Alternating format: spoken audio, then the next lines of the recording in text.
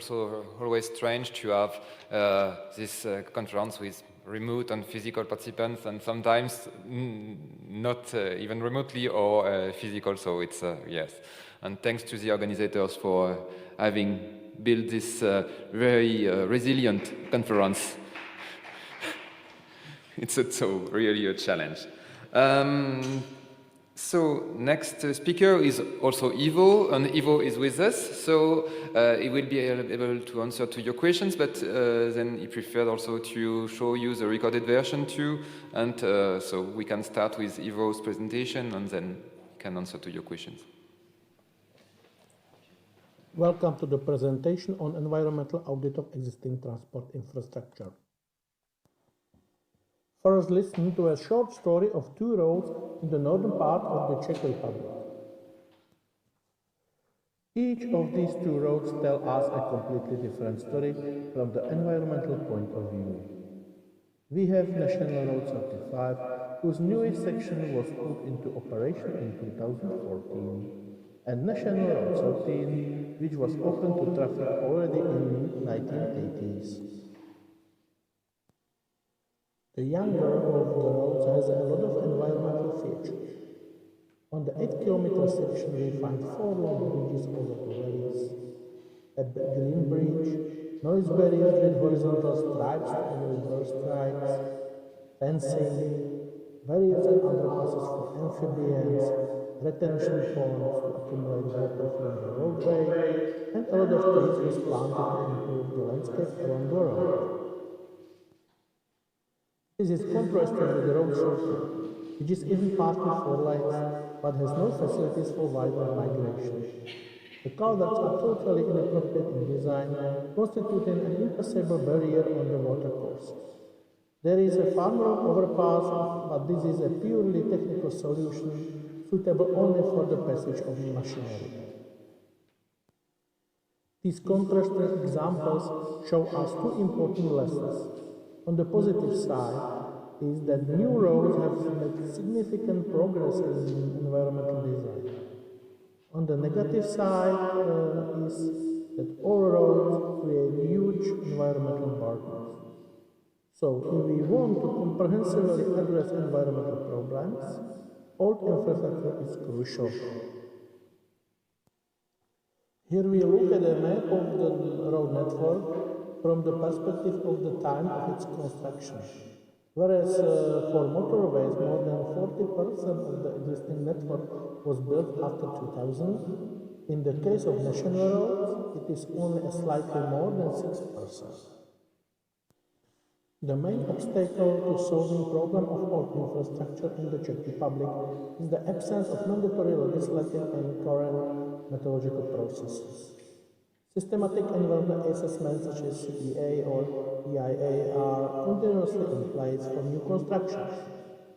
For old infrastructure, however, any systematic environmental impact assessment is absent.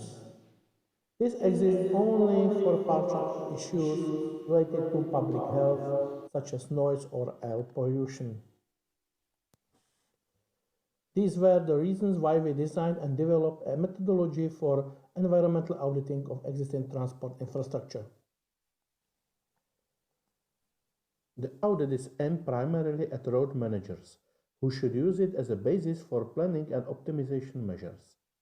We would like the audit to become a routine activity like road safety audits or periodical technical inspections of roads, bridges, and other similar facilities. The emphasis is on the preventive nature of the audit, so that critical impacts can be avoided in advance. The audit has a practical focus, assessing only the main problem components of the environment. It avoids noise and air pollution issues, which are the responsibility of the Public Health Service. The audit does not aspire to be a scientific study, but rather a practical tool for road management. The methodology was completed in 2021 and has been authorized by the Ministry of Transport. Its authors are the Transport Research Center in cooperation with Evernia Liberec. The audit uses a top-down hierarchical structure. It works with subcomponents in the environment, within which key problem areas are defined. Critical places where environmental standards are not met are identified on a KPI by KPI basis. The audit is based on 14 key problem areas grouped into 3 components. The KPIs represent the most serious and commonly occurring risk factors and their real solutions. Each KPI forms a coherent issue and has its own clear methodological basis concerning field survey, evaluation of results and risk identification, and proposal of measures. If the need arises in the future to expand the audit to cover some new additional issue, it is easy to create a new KPI according to the structure above. The most numerous component is biota, where we find 7 key problem areas, including large mammal migration, animal vehicle collisions, critical sites for amphibians, migration along water courses, fencing design, noise barriers, and the impacts on vulnerable sites such as Natura 2000. In the water and soil component, we have 4 KPIs, which are concept of road drainage, winter maintenance technology, fragmentation of water courses, and slope instabilities. The last environmental component is landscape, where we have 3 KPIs, which are visual disturbances, permeability of the landscape for residents and tourists, and effects on immovable cultural heritage. The audit processing procedure consists of the following parts: the introductory part, which includes screening and scoping, where priorities are specified according to local conditions, and all necessary input documents such as maps or databases are prepared. Another part is field survey. After that, we have to evaluate the results and identify the risks. And last part of each KPI is proposal of measures. All these procedures are described in methodological manual separately for each key problem area. Then everything is concluded with the recommendations for road administrator for further actions.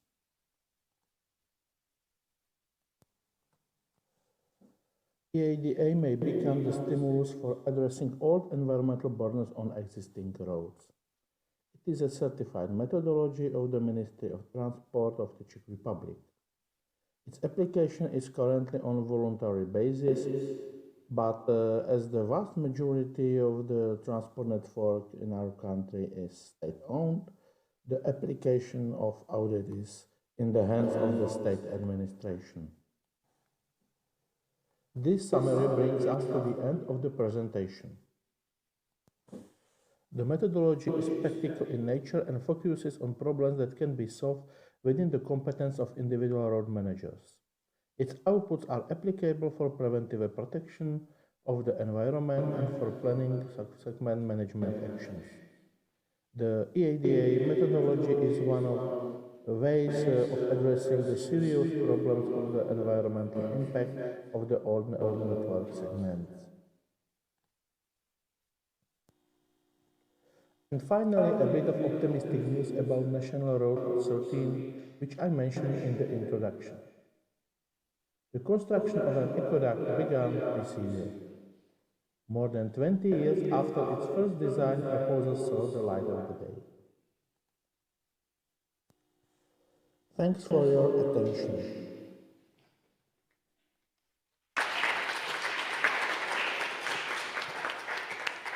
Thank you, Ivo. Any question in the room? Yeah, Marguerite.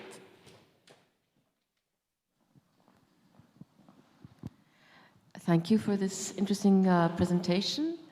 I think having some kind of standardized environmental audit will be very helpful. And I don't know if Karma is in this room, I think not, but maybe this is something we need to add into the handbook and see if we can work on it on a more European level, what advice would you give if we tried to make it more general for other countries? Yep. So if we try to use your methodology, but maybe transferring it, make it transferable to other countries, what would be your advice? Each this problem area has its own methodology. So it can be adjusted to the needs of each country, of course. Actually you can use the framework in general, which areas we are addressing and so on. It's even open. It's no problem to make a new methodological recommendation for new problem area if you need one more. And especially, I think this is just to inform the managers what should be the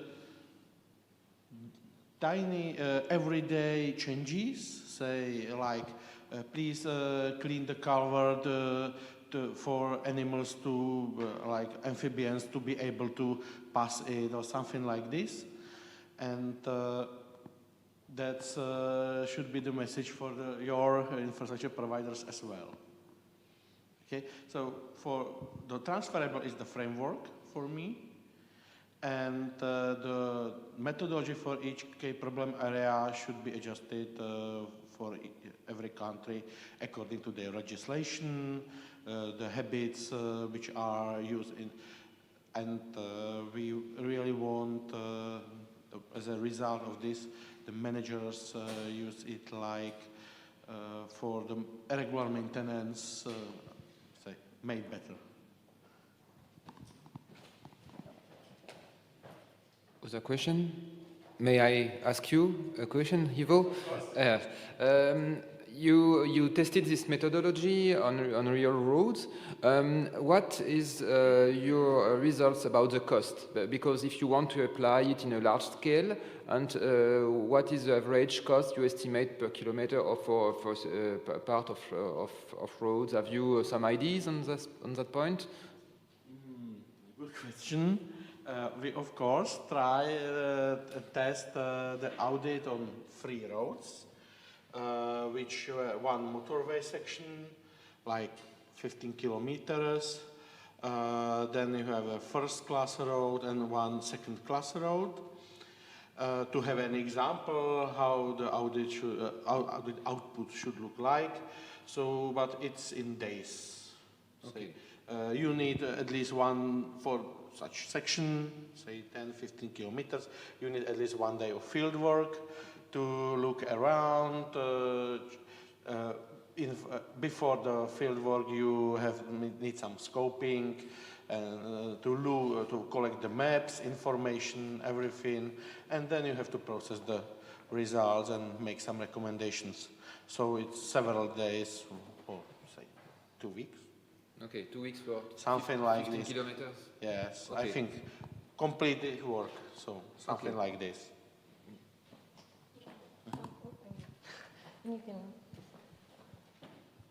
Do you think you could do an audit just using satellite information or lidar information?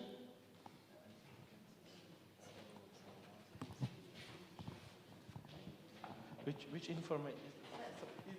Eco. I'm sorry. Yeah. Do you think you could do environmental audit without going in the field? I mean, suppose you wanted to do a long network, so you're going to do a few hundred kilometers.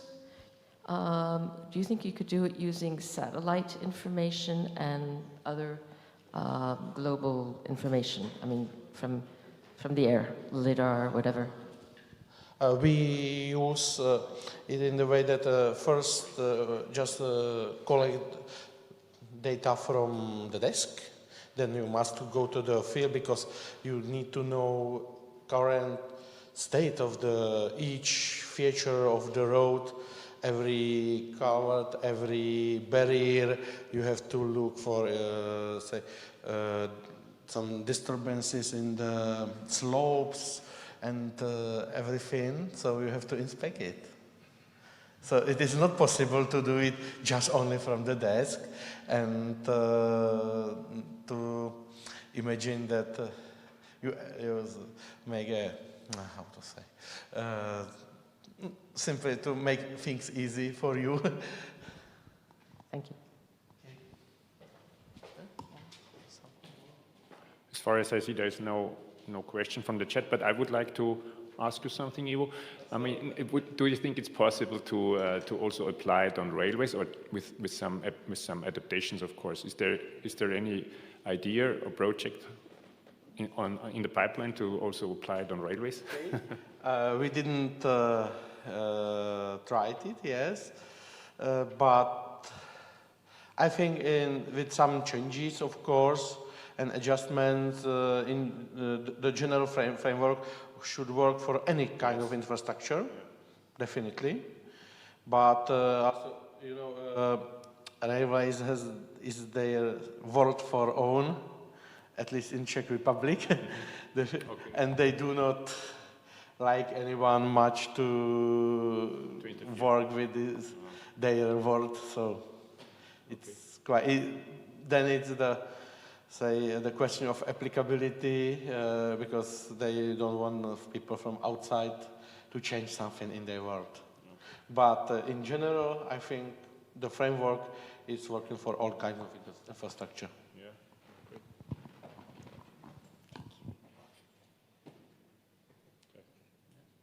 Okay, thank you. I think we are perfectly in time. The next presenter would be Istvan Falka from Romania. I think he should be in the room.